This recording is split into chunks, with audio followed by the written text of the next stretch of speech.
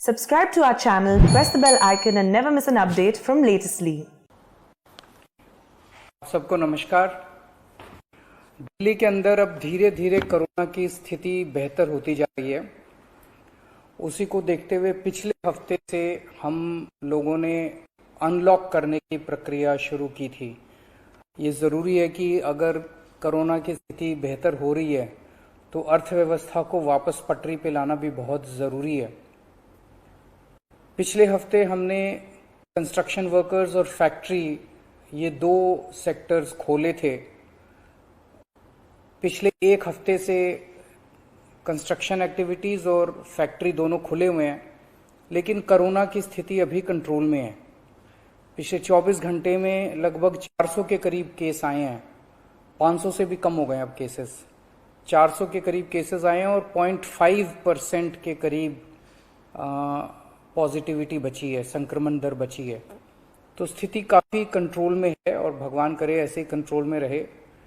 तो ये वाला जो लॉकडाउन पिछले हफ्ते ऐलान किया था वो सोमवार को सुबह 5 बजे तक है। उसके आगे भी लॉकडाउन जारी रहेगा, लेकिन काफ़ी सारी और एक्टिविटीज़ में रियायत दी जा रही है, उनको खोला जा रहा है। एक तो जितने बाजार हैं, मॉल्स हैं, उनको खोला जा रहा है ऑड इवन के बेसिस पे कि आधी दुकानें एक दिन खुलेंगी, आधी दुकानें दूसरे दिन खुलेंगी, आधी दुकानें एक दिन, आधी दुकानें दूसरे दिन। 10 बजे से सुबह 10 बजे से शाम को 8 बजे तक दुकान नंबर के हिसाब से, ऑड इवन के हिसाब से दुकानें खोली जाएंगी।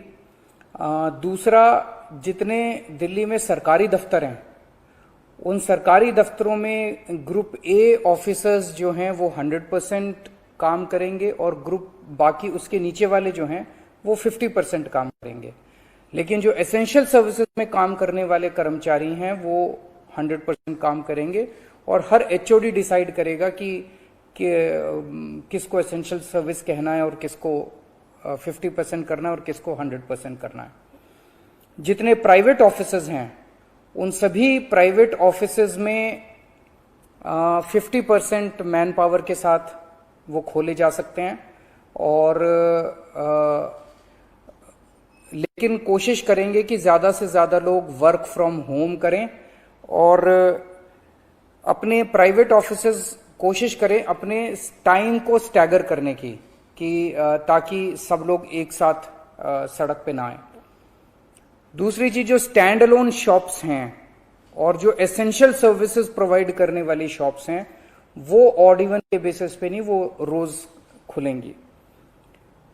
दिल्ली मेट्रो 50% कैपेसिटी के ऊपर चालू की जा रही है और ई कॉमर्स के जरिए जो सामान बेचने की प्रक्रिया है वो चालू रहेगी।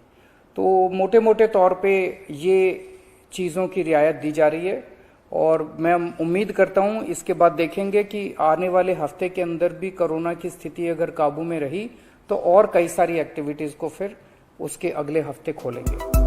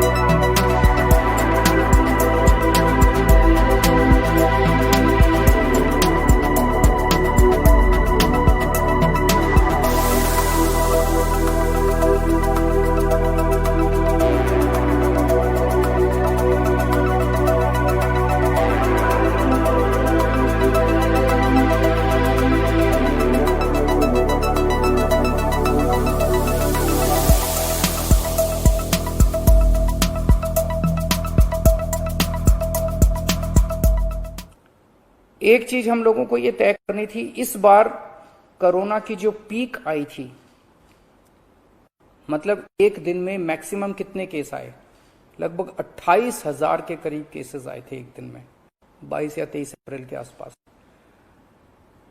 अगली पीक कितनी हो सकती है? तो ये तय किया गया कि अगली पीक 37,000 एक्सपर्ट्स के साथ बात करके, ऑफिसर्स के साथ बात करके, सबके साथ बात करके, कि 37,000 पीक मान के इसकी तैयारी शुरू की जाए। इसका मतलब ये नहीं है कि अगर इससे ज्यादा की पीक आएगी तो हम तैयार नहीं हैं, हम उसके लिए भी तैयार हैं, लेकिन एक तरह से 37,000 के बेस के ऊपर अगर हम तैयार हो गए तो फिर अगर उससे भी कहीं ज्यादा पीक आती है तो उसकी भी तैयारी हम लोग, उसकी भी, अगर 37,000 की तैयारी हमारी है तो फिर मान लीजिए और ज्यादा आती है तो उसकी तैयारी तो होगी उसके लिए हम ज्यादा तैयार हो पाएंगे।